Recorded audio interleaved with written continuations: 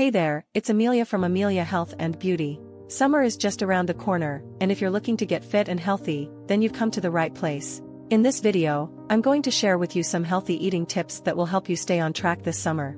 First off, let's talk about the importance of eating a variety of fruits and vegetables. These foods are packed with essential vitamins and minerals that your body needs to stay healthy. Try to include at least 5 servings of fruits and vegetables in your diet every day. Next, let's talk about hydration. Drinking plenty of water is essential for maintaining good health, especially during the summer months when we tend to sweat more. Aim to drink at least 8 glasses of water per day. Lastly, let's talk about carbohydrates. While it's true that carbs can be high in calories, they are also an important source of energy for your body. Just make sure to choose healthy, whole grain options like brown rice, quinoa, and whole wheat bread. And there you have it, my top healthy eating tips for a fit summer. Remember, staying healthy is all about balance and moderation.